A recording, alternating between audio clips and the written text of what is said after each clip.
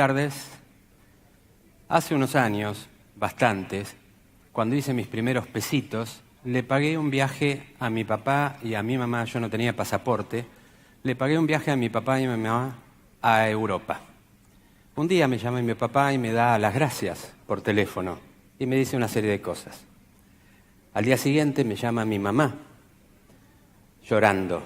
Mi papá había muerto de un paro cardíaco en un hotel en Sevilla. Nadie le hizo reanimación cardiopulmonar ni RCP. Rápidamente me dieron el pasaporte, fui a buscar el cuerpo y a mi mamá llorando. Cuando volví, aguanté todo lo que pude. Llegaron las vacaciones, me fui a la costa, acá a la Lucila del Mar, y en el día 14 de vacaciones me empecé a sentir un poco mal. Claro, soy médico, así que hice lo que no recomiendo, me automediqué. No anduve muy bien. Entonces pasaron los días, seguía sin andar muy bien y me empecé a auscultar. Me puse el estetoscopio, dije, diga 33, empecé a revisar un lado del pulmón, el otro, y la verdad que como médico no tengo la tranquilidad de la ignorancia y me diagnostiqué un derrame pleural. Fui y me saqué una radiografía que confirmó el diagnóstico presuntivo. Volví a Buenos Aires, se hicieron una serie de diagnósticos, no voy a ahondar en estos detalles porque no importa, pero lo cierto es que tuve un diagnóstico de tuberculosis pleural. ¿Qué me había pasado? Había sufrido, y el sufrimiento tiene otro nombre que se llama estrés. El estrés tiene alarma, resistencia y agotamiento. Aguanté todo lo que tenía que aguantar, hasta el momento en que no aguanté más, me fui de vacaciones, me relajé, y ahí usted puede tener un infarto, un accidente cerebrovascular, una convulsión, inmunodepresión, como en mi caso, y alguna infección. ¿Qué es lo que sucedió? Estrés que se hizo crónico y se sostuvo en el tiempo. ¿Qué es el estrés? El estrés es una relación entre cargas versus resistencia. Y la verdad que hay algunos medicamentos que son muy útiles para trabajarlo. Podemos ejemplificarlo con una balanza. De un lado de la balanza están las cargas que debo resistir y del otro lado mi capacidad de resistencia. Cuando las cargas superan mi capacidad de resistencia, aparecen síntomas. Síntomas que me hacen sentir, que hacen entender, que mi cuerpo me envían en términos de información. Esas cargas son, en definitiva, como un camión que lleva cargas habitualmente, como si fuera este, que puede llevar una, otra y otra carga, trabajo, familia, temas existenciales, dudas, presiones externas, la sociedad, los piquetes o lo que quieran de afuera, pero sobre todo lo que está dentro de uno. Esas cargas van superando nuestra capacidad de resistencia hasta un día que la superan. Entonces la carga supera esa resistencia y el fiel de la balanza se inclina hacia el lado del estrés, apareciendo entonces signos y síntomas. ¿Qué es un síntoma? Un síntoma es un dolor de cabeza, fiebre, dolor de estómago, falta de aire, nerviosismo, insomnio. Cualquiera crean ustedes que es, puede ser un síntoma. Pero para nosotros, quienes trabajamos en esto, un síntoma no es un síntoma. Un síntoma es información. Cuando vos venís al consultorio y me decís tus síntomas, yo no los siento. Empatizo, pero no lo siento. Pero para mí es información y hago diagnóstico. Y la verdad es que el médico que tenemos más cerca somos nosotros mismos. Por eso debemos escuchar los mensajes del cuerpo. La primera etapa del estrés después que consideremos que todo síntoma, y me gustaría llevarlo hoy de acá, cuando les duele la cabeza, sepan que duele la cabeza, cuando tienen acidez de estómago, tienen acidez de estómago, cuando tienen dolor de espalda, tienen dolor de espalda. Pero aparte de tener esas tres cosas, tienen información que el cuerpo les está enviando para que sepan que algo sucede. El estrés comienza con la percepción. La realidad no existe sino desde nuestros propios procesos mentales. Es decir, la realidad es lo que yo creo que es. Y eso se llama percepción, que no es la realidad, sino mi interpretación de la realidad.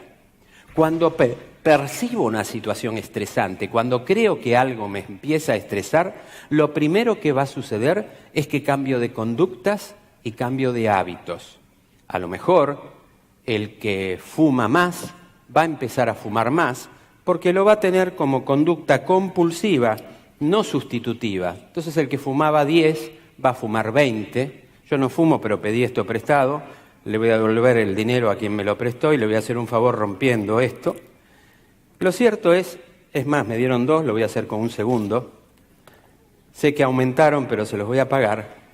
Pero eso puede pasar como conducta compulsiva no sustitutiva, y el que come puede comer más. El que se droga se puede drogar más.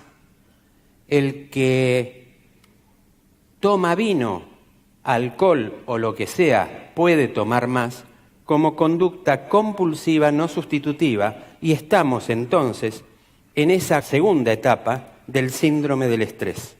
Primero percepción, después cambios de conductas y hábitos, y si no compensé mi situación de estrés, voy a manifestar síntomas. Cada uno de nosotros tiene síntomas distintos. Algunos será dolor de cabeza, otros miedo, otro insomnio, otros dolores musculares, otro alteración en la concentración, juicio, memoria, otros acidez gástrica. Cualquier síntoma, lo que pasa que cada uno de nosotros en general tenemos 1 o 2 síntomas.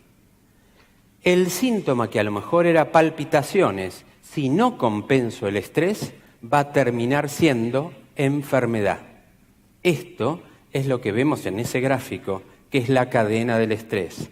Percepción, después si no lo compenso, conductas y hábitos, fumar más, rascarme más la nariz, si tengo mal carácter me pondré peor, y así sucesivamente hasta que aparece un síntoma, acidez gástrica, insomnio, el que quieran ustedes, alteraciones del ciclo ovárico, el que quieran.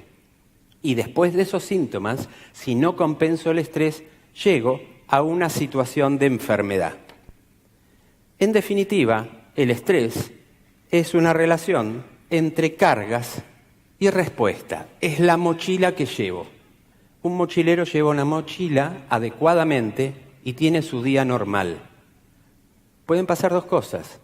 Que un día la mochila sea muy pesada, o puede pasar que un día, con el mismo peso de la mochila, él pierda fuerza, porque es más grande, por lo que fuera, o ambas cosas al mismo tiempo, y el peso de la mochila supera la capacidad de resistencia, aparecen los síntomas de estrés y se condiciona la posibilidad de padecer una enfermedad. Pero lo primero que sucede en el caso del estrés es que no somos felices. Lo primero que sucede en el estrés es que la persona no es feliz. ¿Cómo se aborda el tratamiento del estrés? Hay muchas cosas para hablar. Como dice ahí, hay un aspecto médico, hay diagnóstico, hay moléculas, hay sustancias, hay tratamientos, hay cosas para hacer. También hay cuestiones conductuales, psicológicas, cognitivas, también hay cosas para hacer. Y también, quizás, la frontera final del manejo del estrés es la filosofía con la cual abordamos la vida, abordamos nuestros proyectos, abordamos nuestra realidad. Vamos a nombrar una herramienta de manejo del estrés de las tantas que hay, que se llama meditación. Meditar es un proceso normal. Meditar no es algo esotérico, extraño o religioso, aunque el proceso psicobiológico de la meditación pueda tener trascendencia espiritual. La meditación es un proceso biológico.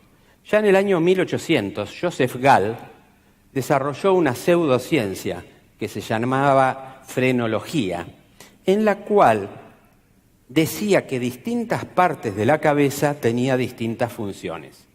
La cuestión es que no fue exactamente como los frenólogos decían, pero hoy sabemos ciertamente que el cerebro tiene áreas que se especializan en determinadas funciones. Y tenemos dos hemisferios, el derecho y el izquierdo.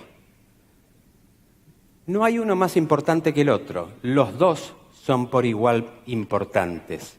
Son como las dos alas de un pájaro, pero tienen funciones discretamente diferentes. El izquierdo es lógico, matemático, secuencial, analítico, racional, ejecutivo.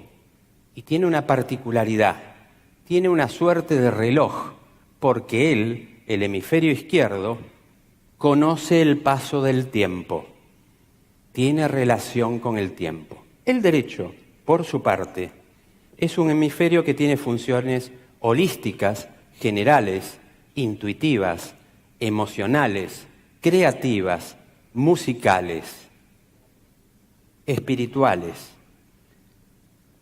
Repito, somos la unión de los dos. Este hemisferio no conoce el reloj, el izquierdo sí. ¿Les pasó alguna vez que se quedaron extasiados mirando, no sé, una vela o mirando una fogata y se quedaron así como sonsos durante unos minutos? Un fogón en la playa y como que el tiempo no pasó. ¿Les pasó? Nos pasó a todos, que nos quedamos así como sonsos mirando el fuego. En ese momento estábamos meditando.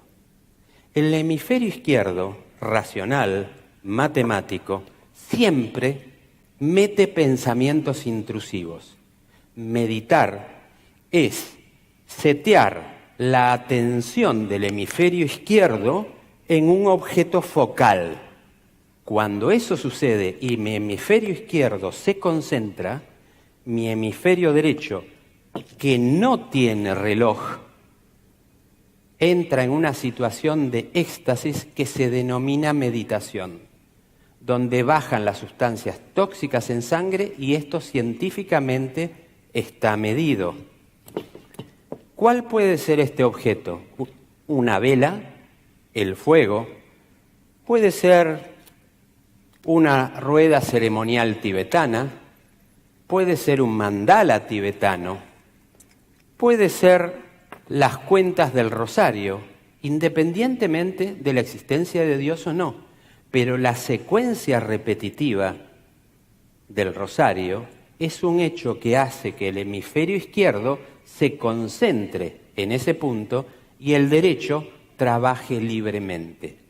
Eso se denomina meditar y es sumamente beneficioso. Los voy a invitar a hacer una sublingual, como si fuera un ansiolítico sublingual de meditación, si es que tienen ganas. Nos va a llevar un minuto.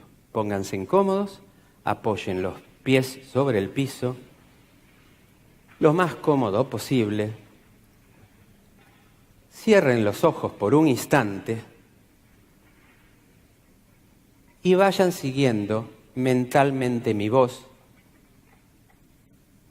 Respiren lentamente por la nariz, no usen la boca. Inspiren hondo, profundamente, llevando el aire a una respiración abdominal, la respiración del bebé, hinchando la panza. El aire ingresa y el aire sale. El aire ingresa y el aire sale. Cada uno lo hace a su ritmo, a su tiempo, lo disfruta y se concentra en ese proceso respiratorio. Imagina con su mente, en forma profunda y vívida, cómo ingresa esa columna de aire que pasa por la nariz, por la garganta, por la tráquea, va a los pulmones y expande las bases pulmonares, oxigenando vitalmente nuestro cuerpo. Exhalan el aire. La inspiración puede llevar 1, 2, 3, 4 y la expiración un poco más larga. Y lo volvemos a hacer una vez, lo volvemos a hacer otra vez. Y en la medida que nuestra mente esté concentrada en ese proceso respiratorio de inspiración y expiración, nuestro cerebro, el hemisferio izquierdo, se estará concentrando en él, permitiendo paz, serenidad y armonía. Ahora, a nuestro propio tiempo, deseo y voluntad, vamos a volver muy lentamente al aquí y a la ahora. Cuando lo crean conveniente, pueden ir abriendo los ojos y se conectan con este momento. Esto es meditar y esto da paz, serenidad y da calma. La verdad es que la meditación es un proceso biológico concreto que, entre otras cosas, permite tratar el síndrome del estrés. Es un excelente medicamento, no tiene efectos adversos y no se compra en farmacias. Gracias.